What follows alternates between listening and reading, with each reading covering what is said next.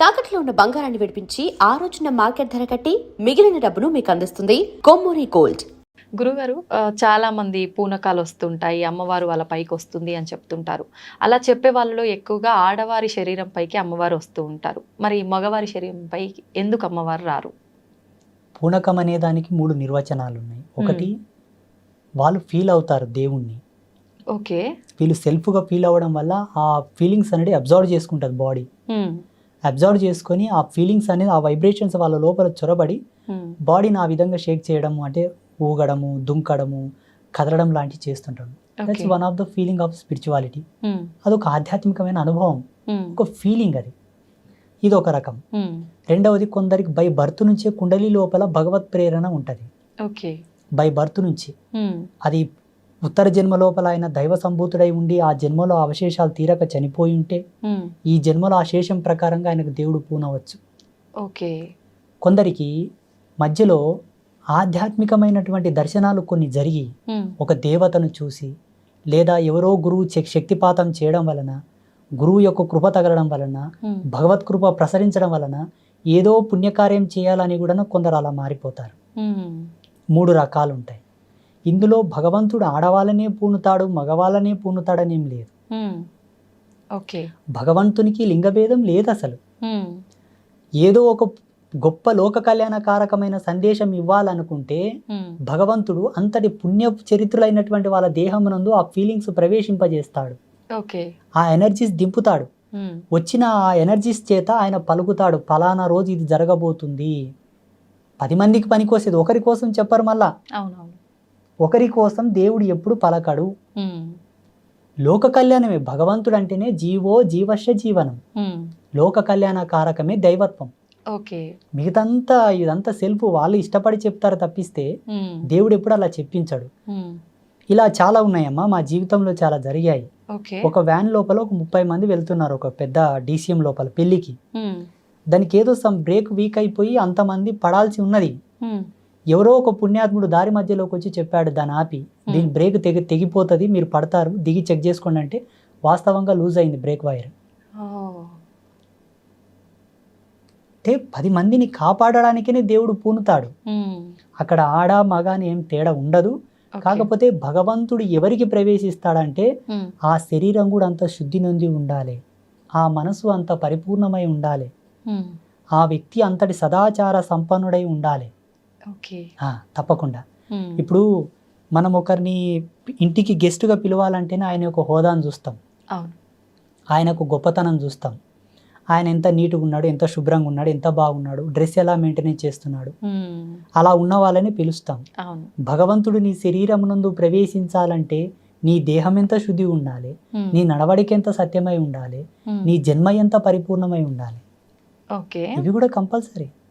నేను అడ్డం వచ్చినట్లా పనులు చేస్తా, అడ్డం వచ్చిన వాళ్ళ తింటా తాత, ఏమి శరీర శుద్ధి ఉండదు, మనశ్శుద్ధి ఉండదు, వ్యవహార శుద్ధి ఉండదు, ఏదో నా పిచ్చి కొద్దీ నేను ఊగుతా అంటే అది మన యొక్క వీక్నెస్ తప్పిస్తే దేవుడికి మనకి సంబంధం లేదు.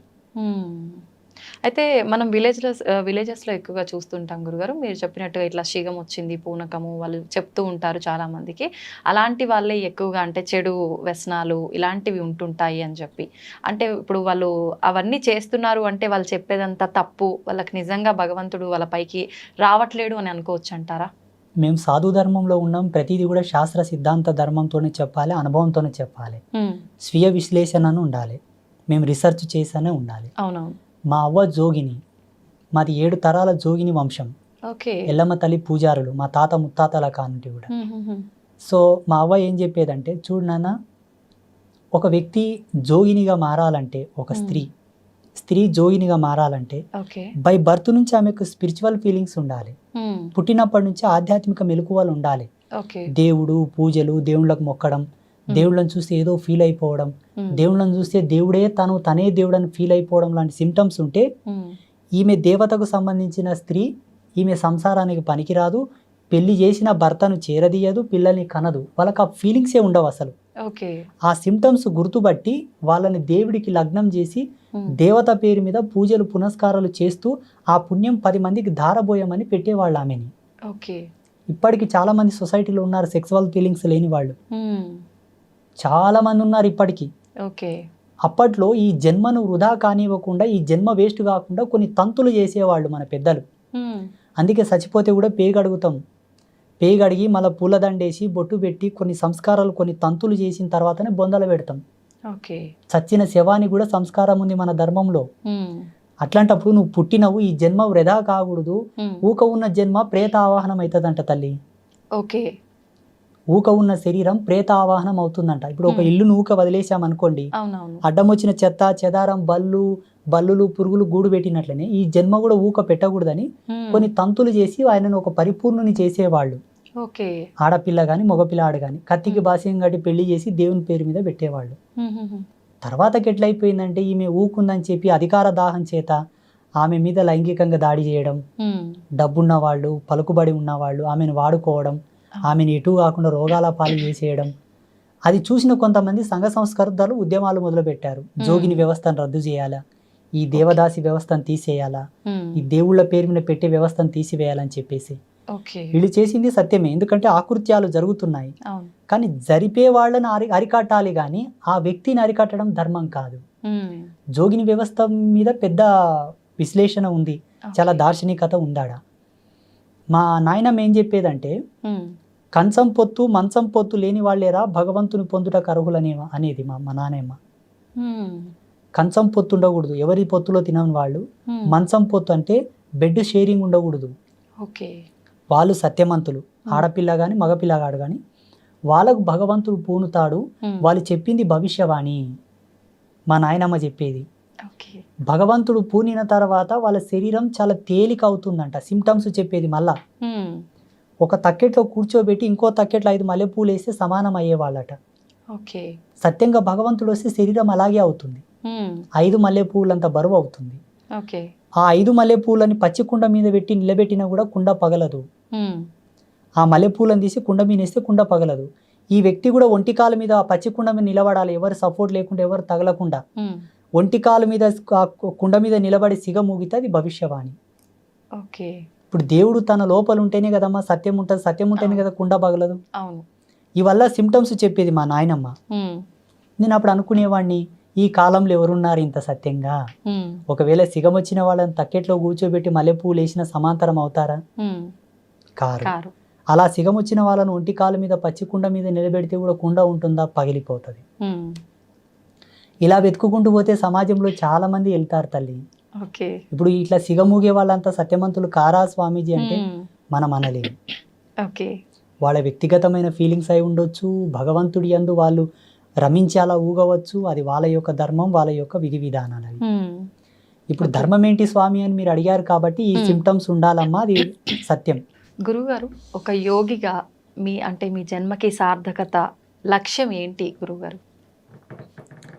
నేను ఆజన్మాంత బ్రహ్మచారిగా ఆత్మజ్ఞానం జ్ఞానయోగంలో ఉండే ఒక ఆత్మ సన్యాసిగా. మాది దండ సన్యాసం కాదు. మీరు జేర్ స్వామి దగ్గరికి వెళ్ళారన్నారు కదా. అవును గురుగారు. వారి దండ సన్యాసం, అది బహిర్ముఖ సన్యాసం అంటారు దాన్ని.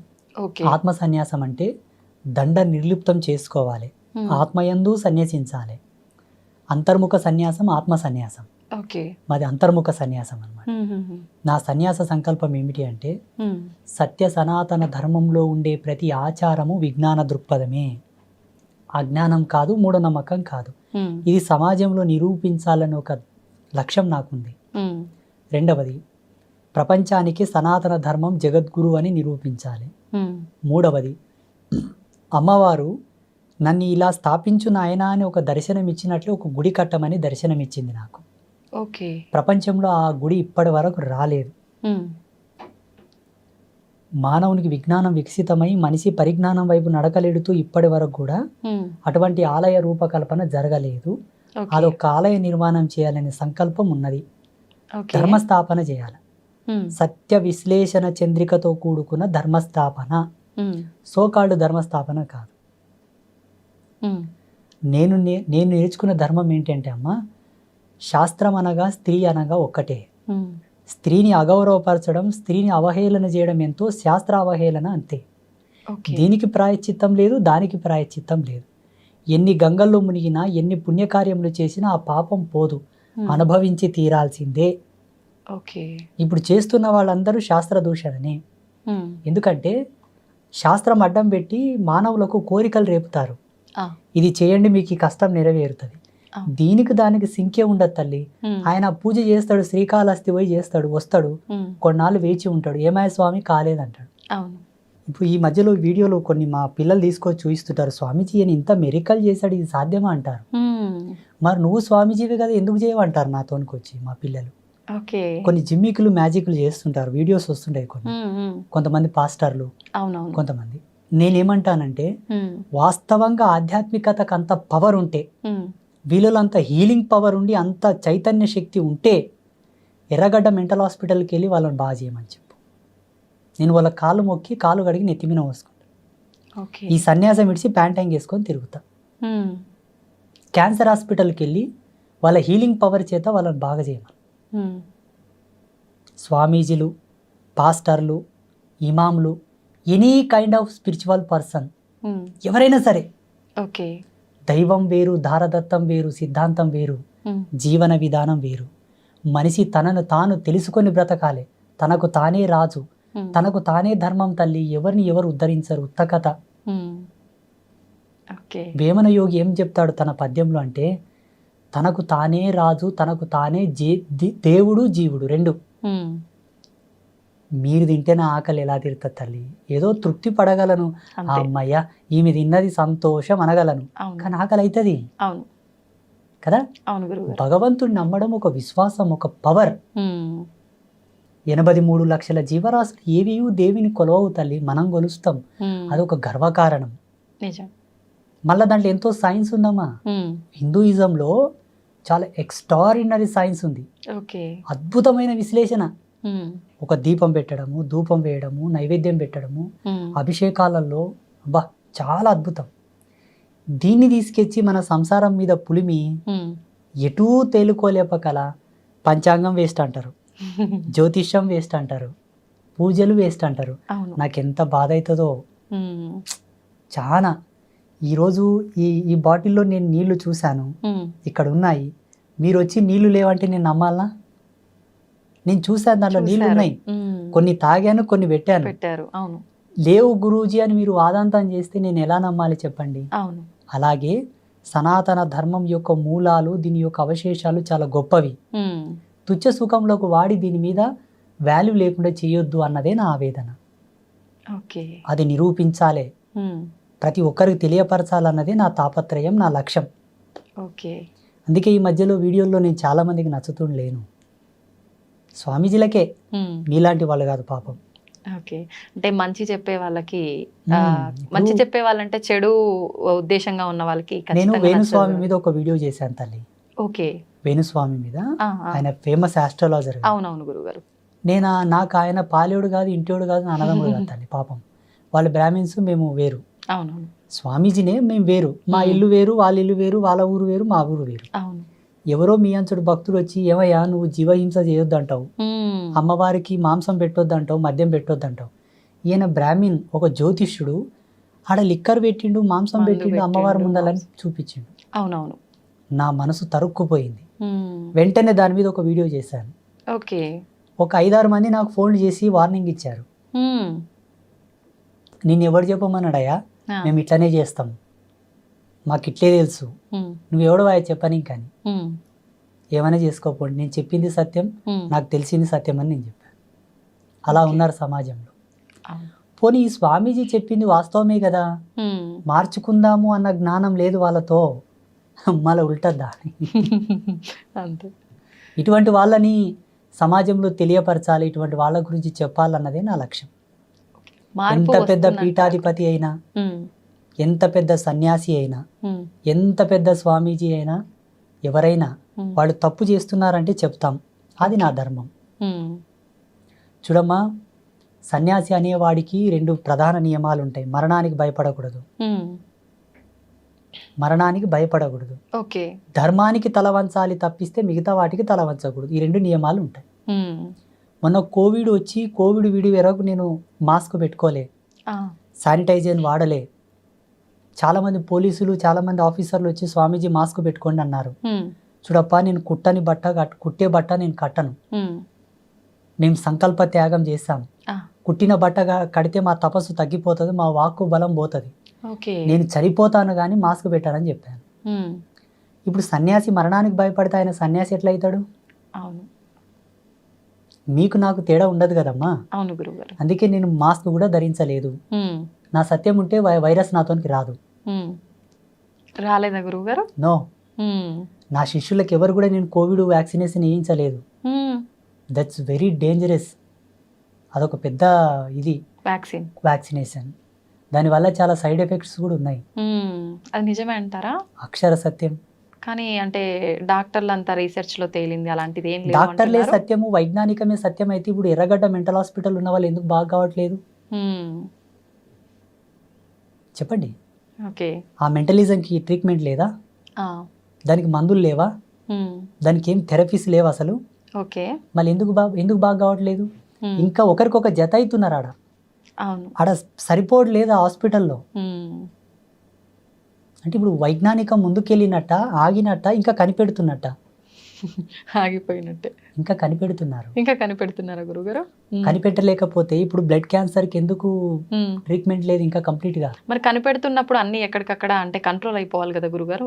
కేసెస్ అన్ని విధాలుగా పెరిగిపోతున్నాయి చూడమ్మా, ఉన్నాయి కదా. సైన్స్ ఎప్పుడే కానీ ఒకతో ఆగిపోతుంది. ఉమ్, సైడ్ ఎఫెక్ట్ లేని సైన్స్ లేదు, రాదు, ఇక ముందు కూడా రాదు.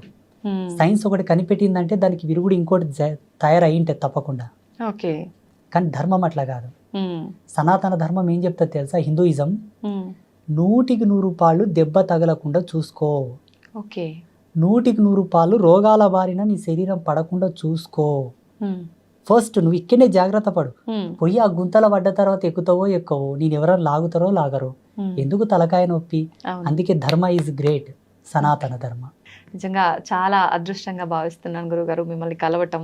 మీ మాటల ద్వారా మంచి చెడు, అసలు న్యాయం ఏంటి అన్యాయం ఏంటి, మన సనాతన ధర్మం ఇంకా కొంతలో కొంత మంచి మార్గంలోనే వెళుతుంది, కొంతలో కొంత ఏదైతే చెడు మార్గంలో వెళ్తుందో అది మార్చటము, తెలియచెప్పటమే నా లక్ష్యం అని మీ మాటలన్నీ విన్న తర్వాత నాకు చాలా సంతోషంగా ఉంది గురుగారు. మిమ్మల్ని మీ విలువైన సమయాన్ని మాకు కేటాయించినందుకు థ్యాంక్ యూ గురుగారు. శుభమస్తు. శ్రీమాత్రే నమః.